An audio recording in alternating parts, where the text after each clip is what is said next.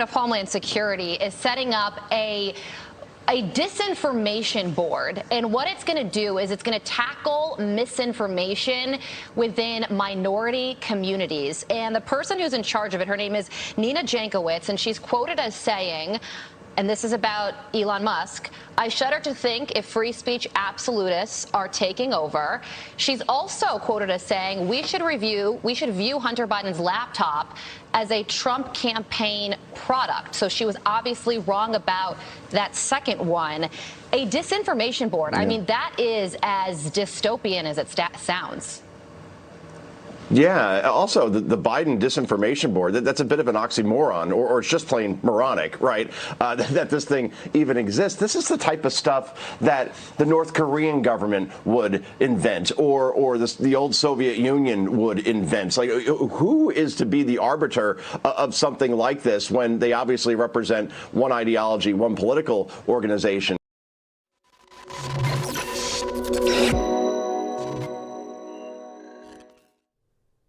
My name is Benny Johnson, and welcome to The Benny Show. Democrats told you that Donald Trump colluded with Russia. Democrats told you that Hunter Biden's laptop was a Russian op. Democrats told you that voter fraud was a myth. Democrats told you that the lab leak theory was a conspiracy theory for coronavirus. Democrats told you that lockdowns worked in stopping the spread of coronavirus. And these are all lies. Democrats also told you that Joe Biden was a foreign policy expert and the adults were back in the room.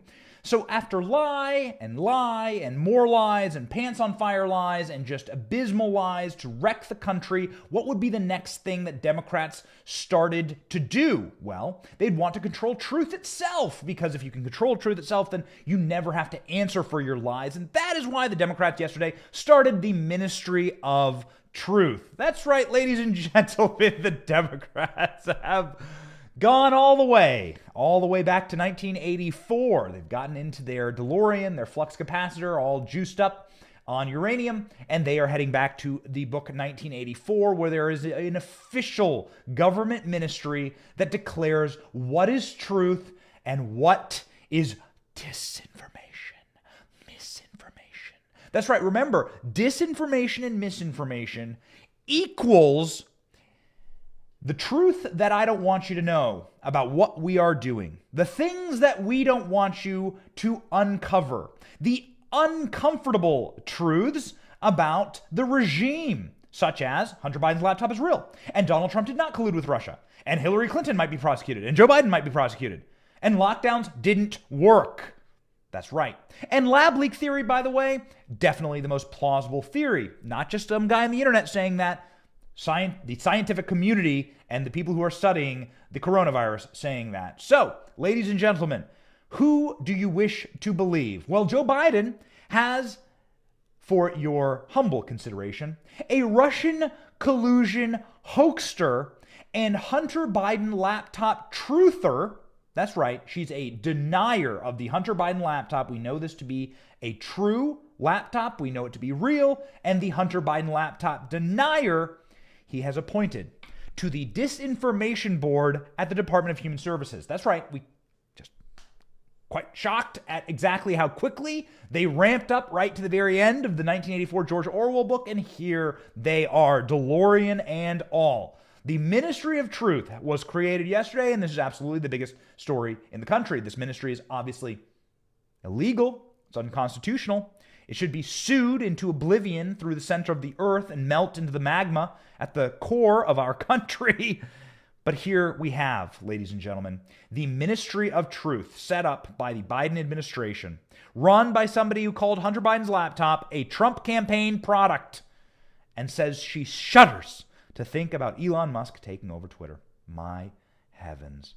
President Biden has set up a disinformation board. This according to the Daily Mail. This disinformation board will be headed up by woke so-called expert who's against free speech and tried to pour cold water on the Hunter Biden laptop scandal. Her name is Nina Jankowicz. Nina Jankowicz will head the Biden Department of Homeland Security Disinformation Governance Board as executive director. That's right. This according to Politico. Homeland Security Secretary Alexandro Mayorkas did not disclose any powers that would be granted to this dystopian-sounding board while addressing lawmakers on Wednesday. The Disinformation Governance Board will be headed by Jankowicz, who is a fellow for the Wilson Center, whatever that is, confirmed reports that she will direct the board, sharing her official government portrait on social media. The cat's out of the bag. Here's what we have been up to over the past 2 months, she wrote. The only problem is that Jankowicz is a conspiracy theorist who is a blue anon freak who has been wrong about every major issue or conspiracy theory that has been floated by the blue anon wingnuts in her side of the party. I mean, she's like off the cliff. Here's Mayorkas talking about the Disinformation Governance Board, otherwise known as the Ministry of Truth. Can you share what steps you've taken and what future plans you have to address Spanish language mis- and disinformation through department-wide approach? Congresswoman, we have a number of different offices engaged in this critical effort. Of course, our Cybersecurity and Infrastructure Security Agency has an entire effort focused on election security as part of its mission set. Our Office of Policy, Office of Planning, Policy and Strategy, also is a leading effort. Our Undersecretary for Policy, Rob Silvers, is co-chair with our Principal Deputy General Counsel, Jennifer Daskell, in leading a just recently constituted misinformation, disinformation governance board. So we're bringing, the goal is to bring the resources of the department together to address this threat. Well, the Disinformation Governance Board. I'm not going to call it that. I'm not going to call it that Obama, Susan Rice, workshopped, buzzwordy, all the Twitter employees who are leaving, like going into their little PR firms and coming up with a term like that. That is so Orwellian and dystopian. No. It's the Ministry of Truth. That's exactly what it is. This is the Ministry of Truth that's being run by a nut. Somebody who belongs probably in the psych ward, a person who is so unhinged, Jankowicz, that she called the Hunter Biden laptop a Russian influence op. She said so on her own Twitter. We have the receipts. Conservatives called out Jankowicz's role in downplaying information about Hunter Biden's laptop in 2020, asserting that it was likely Russian influence. That's right. Jankowicz has long been an advocate for social media censorship and regulation. So this is the state striking back. You didn't think the empire would strike back here. Elon Musk takes over Twitter, and now you have Jankowicz. Yes, that's right, Jankowicz, who proudly testified to the House Select Committee on Intelligence on the dangers of misinformation and conspiracy theories and how to stop it online. Disinformation is a threat to democracy, she warned, and criticized the government and social media platforms who have all but abdicated their responsibility to address domestic disinformation. This is incredible. I mean, it really is amazing. It's like, I read 1984 when I was a little kid, and I read Aldous Huxley, Brave New World, and it is remarkable how we are just living inside the Venn diagram of those two books. These people speaking like this, and this double talk, because it really is the opposite of everything they say is what they're doing, right? It's incredible. The opposite of what they are calling for is what they're doing. They say they want to defend democracy. They want to destroy democracy. Democracy only functions when people are allowed to see and weigh alternative opinions and decide on the best path forward. The point of a democracy is that people choose for themselves and the information before them, and then they move to a middle ground, a solution where both sides are happy. That's how you move forward as a society. Is how you get some of the great advancements that America has brought to civilization. You certainly do not get that through one-side censorship and demagoguery, and that is exactly what this Jankowicz represents. She is indeed now the Ministry of Truth, the Russian disinformation expert, whatever that means. previously called the laptop of President Joe Biden's son Hunter, which has been confirmed so many times over. We had Miranda Devine on the show last week. We were very, very excited to talk to a number of experts about the Hunter Biden laptop. We've been talking about it for the better part of a year. We didn't need the New York Times or the Washington Post to tell us it was real. But now that the New York Times, Washington Post, and the Justice Department have told us it is real, well, perhaps it's time to start believing it's real. This is, by the way, the same Justice Department that is going after Hunter Biden for tax fraud using as a basis the laptop. So this absolute sociopath, Jankowicz, is going to be working inside of a government that is using the laptop to prosecute the president's son while calling out disinformation. She's the one who is the spont of disinformation. She is the geyser of disinformation. She is the old faithful of disinformation, spewing it onto the internet. Her old tweets are nothing but blue anon crazed conspiracy theorists and disinformation. There are too many of them. We'll do a full special on her. There's too many of them to actually cover here. But if you go through her Twitter bio, it is just an unhinged lunatic. And this is the person who's now going to be in charge of truth in our country at the dystopian level. These people they want to lose by 1 billion points. They want to lose 40 states in 2024. They want to lose their congressional majorities for a generation. They want to destroy the Democratic Party forever. And these people, their hubris will be their downfall. The scriptures, the holy scriptures say pride cometh before destruction. And there's nothing more prideful than saying we are the ones who are in charge of what truth is. That's right. Jankowicz also suggested last week that she opposes the First Amendment because she said that it's bad for marginalized communities and calls Elon Musk's free speech absolutist because he wants to take Twitter in a more open to all voices direction. Elon Musk saying yesterday that this is just a platform that will abide by the First Amendment. So if they want regulations on free speech, then they have to pass it in Congress. He's going to essentially allow all speech that is legal, which is all speech, right? That is legal in this country. There are very few, if any, speech laws in this country. I'd have to go back and look. I'm not a lawyer. But Elon Musk is going to essentially say, if you don't want speech on Twitter, you're going to have to pass a law to make it illegal. And then we'll abide by the law. And that's precisely where that platform should go. And you're seeing like a huge boon on the platform. It's a total renaissance on Twitter. Accounts being brought back, people being able to speak freely. It's incredible. Right? It's amazing. So if you want to pass laws that limit free speech, go ahead and try and pass them. They're illegal. They're unconstitutional. And nasty, sad people like Jankowicz are going to sit there in their little government bureaus and try and limit your speech. These people are going to be sued into oblivion. Harmeet Dillon, who's our favorite, of course, right-wing lawyer, big free speech absolutist. She brings some of the best cases forward. She tweeted, she tweeted, I hope you're ready for some lawsuits on the announcement of Jankowicz's little professional photo, government photo there. It's amazing how proud these people are of their government photos. I would not be proud of a government official portrait, let me tell you. Don't want the government to have my photos. Nobody wants the government to have your photos. And it is a photo that John Durham has of Hillary Clinton's corrupt conspiracies and her corrupt campaign that is starting to piece itself together, and you're beginning to see exactly how the Hillary Clinton crime operation worked. John Durham's team is arguing that the strong intersection between Christopher Steele's work and Michael Sussman's allegations against Trump is alluding to a conspiracy theory in order to smear Donald Trump and lie to federal law enforcement. Smearing Donald Trump, you can do it. Donald Trump, a lot of stuff to smear him on. I mean, he's been in the public eye for a very long time. That's not a crime.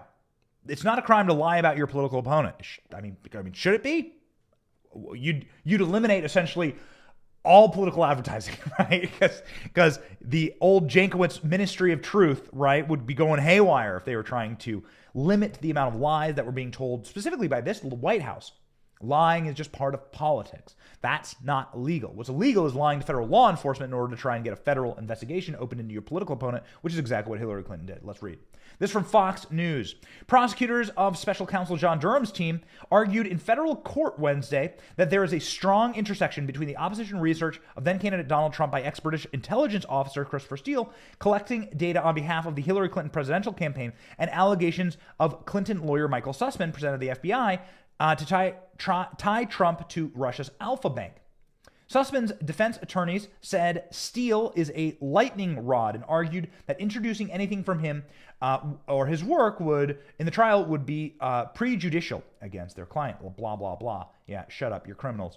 During a motion hearing Wednesday at the U.S. District Court, Christopher Cooper heard arguments from both special counsel's team and the defense attorneys of Sussman about the various pieces of evidence and whether they can be admitted to the trial. Both sides agreed that Sussman met with Steele in July 2016. During that meeting, Durham's team argues that he told Steele about the Alpha Bank allegations on Wednesday, prosecutors claimed that after that meeting, Steele was immediately tasked with investigating allegations related to the Alpha Bank. Wow, this is so juicy. Wow, okay. So let's unpack this. Prosecutors made clear, by the way, that they will not be calling Steele as a witness during the Sussman trial, which may make it more challenging for the government to invoke his name and work during the trial. We'll see. Sussman's defense attorney said that the implication of Steele's name would be unduly prejudicial. Blah, blah, blah. Durham's team said even without Steele, they believe there's evidence, while limited, would have shown strong intersection between Steele's opposition research and the Sussman Alpha Bank efforts. Okay, what does this mean? It's so complicated, and it's because criminal conspiracies often are complicated in order to obscure their true intentions, right? A mafia organization doesn't tell you that they're running a illegal diamond smuggling operation, right? They don't make it easy to find out. So here it is laid bare. Hillary Clinton and her campaign went to Christopher Steele in order to get information about Donald Trump. There was no information about Donald Trump that was damaging enough to warrant any type of investigation, so they made it up. Christopher Steele is a disgraced ex-spy. He used Russian disinformation. You want to talk about disinformation? Christopher Steele used Russian spy information in order to slander and smear Donald Trump. He wrote the dossier, and inside of the dossier are these same allegations that Michael Sussman, her dirty lawyer over here, was working on. So it's like they're colluding together in order to smear Donald Trump. Michael Sussman is then going into the FBI and saying, hey, guys, I have this piece of information right here. It's just my own little research on Donald Trump. I completely made it up. It's 100% fabricated, but I'm just going to leave it here on the table. There you go. I'm just going to drop it right there, and you can look at it if you want to, have an old look-see-poo at this information about Donald Trump that would lead you to federally investigate him. This was the scam. The Steele dossier was leaked to the media. Now, we know that the Steele dossier was leaked to the media in order to prevent Donald Trump from even being inaugurated. They thought that maybe they could damage him before even being inaugurated. This is how vicious and vengeful these people are, how disgusting and slithering, slimy. These snakes, they crawl on their bellies. These people are the refuse of the planet. They really are truly malevolent. There's nothing more evil than this. Hillary Clinton lost fair and square. She was beaten by Donald Trump in the 2016 election. There is no two ways around that. Donald Trump won legally and rightfully. Hillary Clinton then making up a scandal in order to hurt Donald Trump and in order to try and keep him from being inaugurated is quite literally an insurrection. I mean, it's like, this is, again, the thing that they accuse you of, they want to do. It's quite literally an attempt to undermine democracy itself. These people are such scum. Please, please, Lord, let them go to jail. We are praying for it, and our prayers may be answered by our boy Darrell Issa. My boy Darrell Issa from California. Dude rocks. You may remember he took a little bit of a break from Congress, ran again, won, and now Darrell Issa is calling the Hunter Biden laptop probe potentially the most damaging political bombshell in American history. Darrell Issa saying that on Tuesday determined that Hunter Biden's laptop calls for an investigation into the Biden family's selling of access to foreign interests. Finishing my first review of the documents on Hunter Biden's laptop, Issa said, I am even more certain that we need a congressional investigation into the Biden family's selling of access to China and other foreign interests. If Republicans retake the House, they will be able to conduct an oversight investigation into Hunter Biden's laptop from hell and Joe Biden's involvement in the family business. Democrats currently control both chambers of Congress and are blocking any probe into the matter. ICE's statement comes as Hunter Biden's business partners visited the White House during Joe Biden's presidency 27 times, according to reported White House visitor logs. The meetings are significant because Joe Biden claimed to not know about Hunter Biden's family business scheme, despite 12 instances of Joe Biden playing a role in Hunter Biden's business. I have never spoken to my son about his overseas business dealings, Joe Biden said in 2019. Text messages from 2019 on Hunter Biden's laptop depicted the Biden family's payout mechanisms. The payouts indicated that a collection of 50% of familial salaries for 30 years, and legal experts say the text could be legal predicates for racketeering charges. Yikes. Goodness gracious. And now, of course, we know because of the incredible New York Post, who has been right about the story every step of the way, that indeed Hunter Biden was selling access to his father, and his father, ladies and gentlemen, was paying his bills.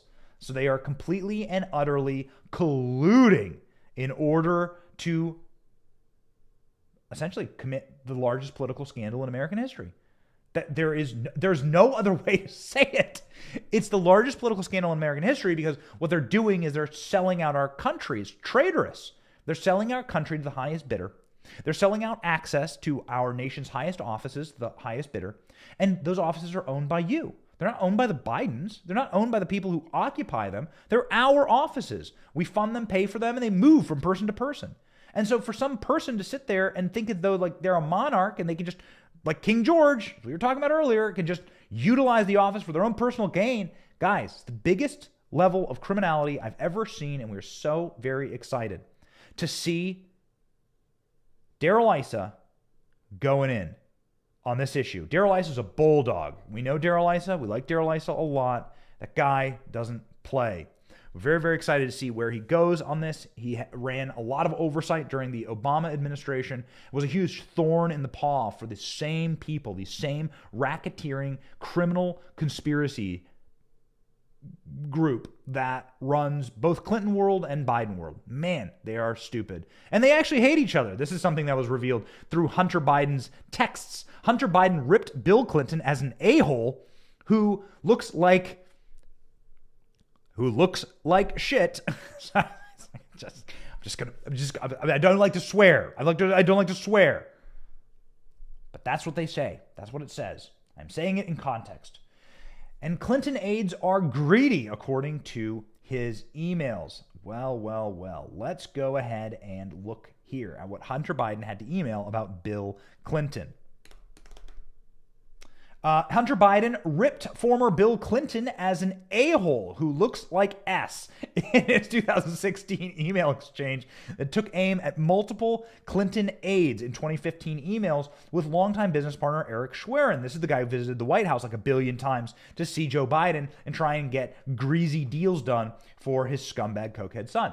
In April 8th, 2016, exchanges obtained by Fox News Digital, Schwerin shared a video clip of Clinton in an email thread with Hunter Biden, who was deputy counsel to Vice President Joe Biden at the time. The clip showed the former president clashing with Black Lives Matter protesters during a 2016 Hillary Clinton campaign event in Philadelphia. Hillary didn't vote for that bill because she wasn't even in the Senate, Bill Clinton said at the time. She was spending her time trying to get health care for poor kids, blah, blah, blah. At the time, Joe Biden had already ruled out a 2016 presidential run. He would go on to endorse Hillary Clinton. The day after Bill Clinton appeared to blame Joe Biden for the tougher sentencing provisions in the 1994 crime bill, Schwerin sent the clip to Hunter Biden, and Hunter Biden said, "What an a-hole. And God, he looks like S." Schwerin added, "But this is still called the Clinton crime bill." Oh, man. Very, very good. Oddly enough, Mackler responded, after unnecessarily throwing Joe Biden under the bus, he gave a damn forceful pro-minority defense of the crime bill. "He's still an a-hole," Hunter Biden fired back. Well. "Are you effing kidding me? How greedy can you possibly be?" Hunter Biden said as he ripped the Clintons' inner circle for having greed, taking government salaries while getting paid in the private sector at the same time. Guys.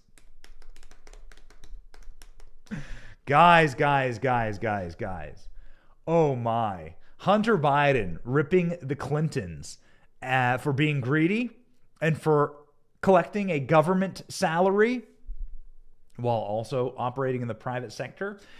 Who does that remind you of? Jen Psaki right now is somebody who collects a government salary while negotiating a plum job at MSNBC. That's a operationalizing of the private sector and the public sector together. It's illegal. It's wrong.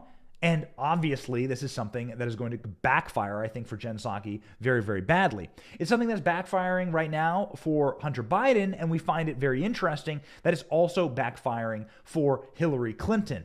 All of these people deserve each other. This is what we think is going to happen. It's going to be kind of like CNN. You remember at the downfall of CNN, we're not talking CNN Plus, that was another egregious and hilarious example of how stupid that network is. But at the downfall of CNN with Jeff Zucker, everybody got into a Mexican standoff, right? Where there's guns pointed in every direction. Chris Cuomo is suing Jeff Zucker. Jeff Zucker is suing Chris Cuomo. Everyone's pointing fingers at each other. Brian Stelter is all to blame, and the entire operation collapses in on itself. The reason why is that this level of a syphilitic, diseased temple with so many corrupt individuals at its helm cannot stand. It cannot continue to exist. It's like the old Soviet Union, Alexander Solzhenitsyn, talking about how the body just has cancer, and that cancer just grows and metastasizes, and eventually it shuts down the entire body. That's what's happening right now with the Clinton family and the Biden family, and it's why they're so just demonic energy trying to get their ministry of truth through, because they want you to not know about it. They want to have a government organ. They know they're headed for a fall, and they want to have a government organ that can protect them. It is the last desperate grasps and gasps of a dying regime. And the neoliberal order is indeed that, a sick patient on a bed. It is collapsed and it is over, and it is a thing of beauty to see. We are delighted to being able to aid in its demise. We are delighted on The Benny Show that we are able to lend our voice to the moment at hand, which is the moment where we rebuild this old, rotted world, where the Hunter Bidens of the world go to prison and the Hillary Clintons of the world go to prison. We don't want these people to be roaming free. We want Andrew Cuomo to go to jail. We want these sick individuals to be held accountable for what they do. We're a moral group of people, and we love this audience. We want the values of this audience to be projected and spoken and preached every single day, and that's what we do on The Benny Show. We run this show correctly because our priorities are correct. God, family, country. That's what we care about here. We were born free men and women, and we intend to stay that way. My name is Benny Johnson, and this has been The Benny Show. Thanks for watching.